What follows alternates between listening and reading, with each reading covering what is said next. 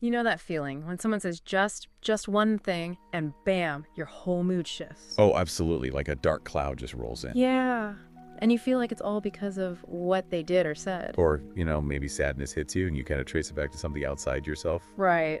Ever feel like your emotions are just, well, sort of at the mercy of whatever's going on around you? It's such a common thing, isn't it? Feeling like our inner weather is just dictated by the outside world. We've all felt that push and pull. Definitely.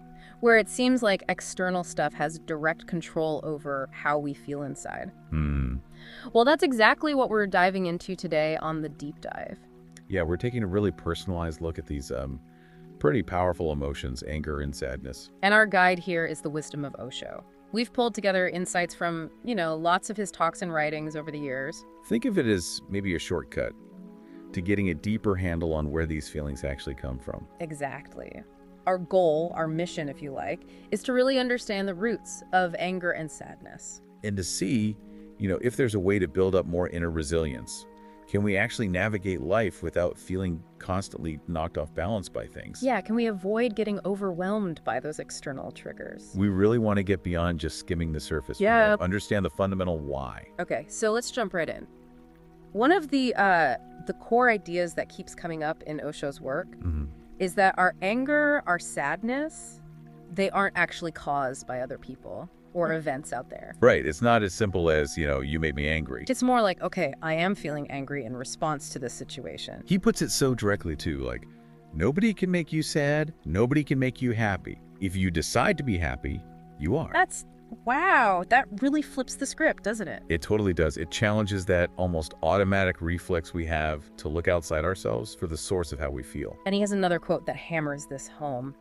If you are miserable, it is because of you, not because of a god or because of a devil. Yeah, that one really puts the responsibility back on us. It suggests we have maybe more agency than we usually think. And he uses this really vigorous example, the crowded theater one. Oh, right. Where someone shouts, fire. Exactly. And what happens? People panic, they run. Whether there's actually a fire or not, it's the word, the idea. It's the word and our internal reaction to it, the fear, the association with danger that sparks the emotion and the action. Precisely, that external trigger, the shout, sets off this internal chain reaction. Thoughts, feelings, based on past experiences, maybe ingrained fears. And Osho suggests that this same thing applies to anger and sadness. Someone might say something critical. Right. But our feeling of anger, or maybe hurt, comes from how we interpret it, how it hits our own insecurities, our sense of self. Okay, now here's where it gets really, really interesting for me. Yeah. He suggests that our relationships, they actually work like mirrors. Mirrors, how so? Reflecting our own internal emotional states back at us. So when someone triggers anger in us, it might not just be about them making us angry. It could be them showing us part of ourselves, something unresolved that was already there. Ah, okay. That's a key insight, isn't it? Yeah. The interaction becomes a chance for self-reflection. Yeah. Instead of just pointing the finger, blaming them. You pause, Yeah. you ask, okay, why did this specific thing hit me so hard? That shift from blaming outside to looking inside. It's so crucial for understanding ourselves better. And yeah, maybe getting more control over those responses eventually. Now, he also talks about this Eastern idea, life as a kind of moving wheel of emotions. The wheel, right. Yeah. Happiness, then sadness. Then back again. And the thing is, when we're happy, we totally forget we were ever sad. And we forget sadness will probably come back around. And when we are sad, we forget we were ever happy, and that happiness might follow again. It's like we're constantly surprised by these shifts. Caught off guard. He says, when you are happy, you forget that you were ever sad before. You forget that sadness will follow again. When you are sad, you forget that you were ever happy before, and you forget that happiness will follow again.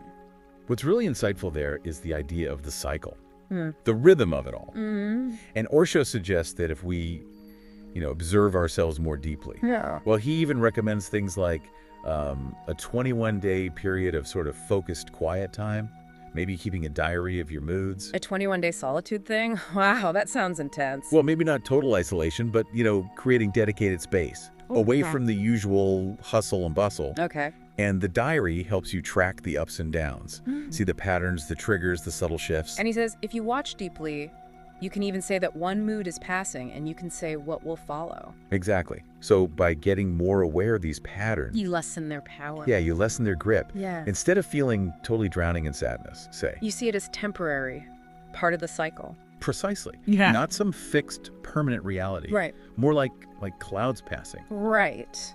The more conscious we become of this wheel, the less likely we are to get completely swallowed by one emotion. We start seeing them as just experiences passing through. He also touches on this idea that when we first start looking inward, Uh-huh. we often bump into layers of stuff we've pushed down, especially sadness and anger. Makes sense. He says, when you start going inwards, the first layers are of sadness because that's what we have been repressing our whole lives, like a backlog. That's a really important point. We tend to avoid or suppress uncomfortable feelings, right? Sure. But it doesn't make them vanish, they just go underground. Yeah.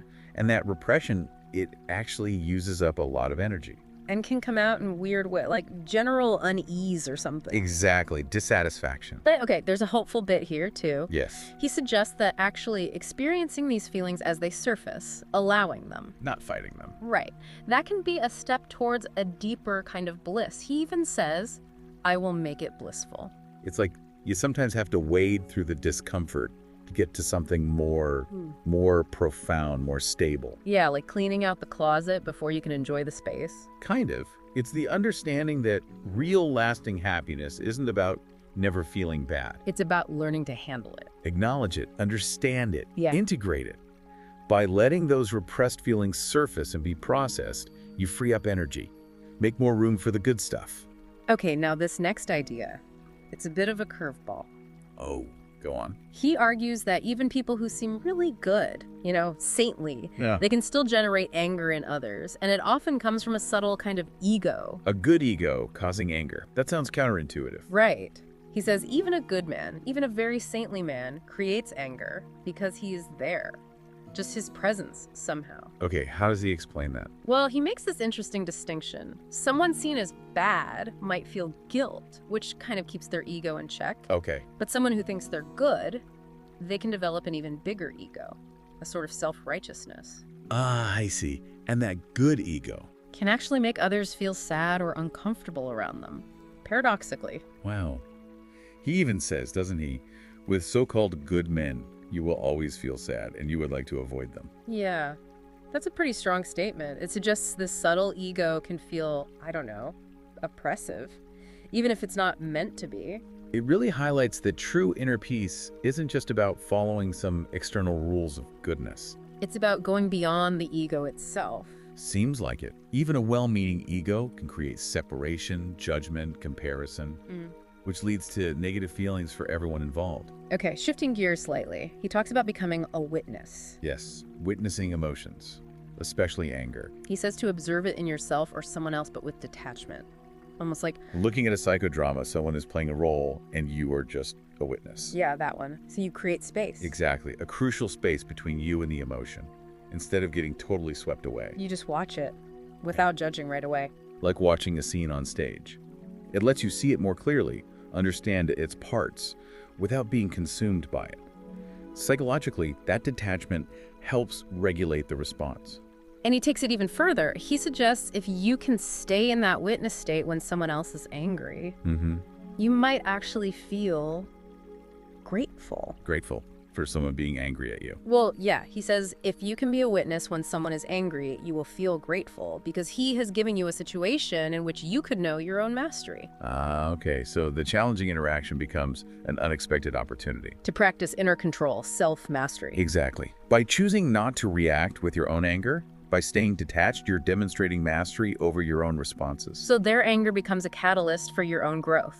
In a way, yes. To strengthen your inner resilience, your self-awareness. Okay, here's another really surprising angle he brings up. Hit me. Looking at the raw phenomenon of anger itself, even finding a way to appreciate the vitality in it, the energy. Appreciate anger. I know, it sounds odd. But he says, there are some people who are beautiful only when they are angry. Why not look at the beauty of it? Even if they are not beautiful, everyone when he is angry is vital. Why not look at the vitality, the energy, the aliveness, the radiance of it? Okay, hold on. It's crucial to understand this isn't about, condoning bad behavior or glorifying aggression. No, right? definitely not.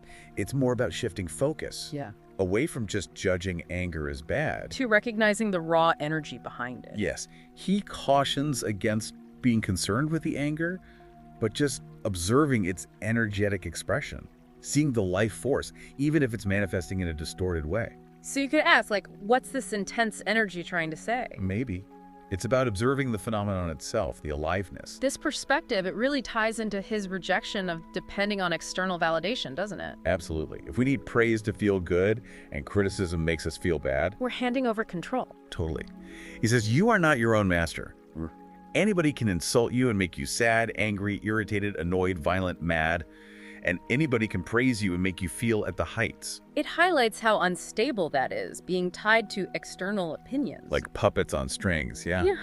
Our inner balance just constantly shifting based on others. And he notes that actions driven only by those manipulations, they aren't really authentic. This is not real action, he says. Which leads us naturally to the really crucial point about responsibility. Ah, yes, taking ownership. He really emphasizes this. Owning our emotions is the key to transforming them. Responsibility is yours, he states, plain and simple. And if you take it as yours, you can do something about it. It's so empowering, isn't it? It shifts us from feeling like helpless victims to being active agents in our own emotional world. And the contrast with blaming others is stark. When we blame outside factors, we give away our power to change. Exactly. We stay stuck in reactivity. But taking responsibility, acknowledging the feeling, arises within us. That opens the door to understanding, to choosing different responses. And he brings in this interesting idea, feeling like a misfit in the total energy system when we're miserable. A misfit. Explain that. He suggests the universe's underlying energy is basically neutral, harmonious. And aligning with that flow brings happiness, but resisting it through our judgments and reactions, that makes us feel out of sync. Miserable. So it's a broader perspective, like our natural state is balance. And persistent negative feelings are a sign we're somehow out of alignment. Could be. Taking responsibility lets us look at where we might be creating that internal friction and how to get back into flow. Like when you feel really in the zone, maybe that's being more aligned? That could be an example, yeah. That feeling of effortless being. He also shares a really grounded take on not getting upset by misunderstandings. He says, basically, I have nothing which is unexpected, so nothing makes me sad, nothing disappoints me, nothing makes me frustrated because I don't have any expectation. Ah, releasing expectations. That seems huge. Right. Letting go of how others should act or how life should be. Because those rigid expectations are often the root of disappointment and frustration, aren't they? Seems like it. So by letting go, accepting reality as it is, you find more inner peace, more equanimity. And he mentions that understanding, the limits and complexities of the human mind helps too. Makes you more accepting when misunderstandings happen. Which they inevitably do. Finally, he wraps up with this kind of surprising thought. Okay. Linking ego and being too serious to sadness, and saying laughter is the essential religion. Laughter as essential religion. Wow. Yeah. He says, ego makes you sad, serious. Responsibility takes away your smiles, your laughter. And to me, laughter is the essential religion. So the ego's need for control, for validation, makes us heavy, serious. Leads to unnecessary suffering, maybe, while being able to laugh at ourselves, at life. That's fundamental to well-being. That's the suggestion. It signifies a lightness, a detachment from the ego's dramas. It's a beautiful way to think about it, that true responsibility, in his view, isn't grim. It's conscious awareness, which actually allows for joy and laughter. So, okay, let's try and bring this all together from our deep dive today. Right. Key takeaways. It really feels like the power to handle anger and sadness. It's inside us, right? Not just out there. Yeah, not solely dependent on the external world or what others do. So, building self-awareness, learning to watch our emotions with some detachment. And taking full responsibility for how we feel. Those seem like the really crucial steps towards more inner control, more freedom. Absolutely. This journey of self-discovery, it can be tough sometimes. For sure. But it offers such a valuable framework for understanding our own emotional landscape. Recognizing we're not just passive victims of our feelings. We're active participants. We can shape our emotional reality. And for you, our listener, maybe here's something to chew on this week. A little experiment. Yeah. Can you bring just a little more awareness to your reactions when you feel that familiar anger or sadness pop up? Can you pause?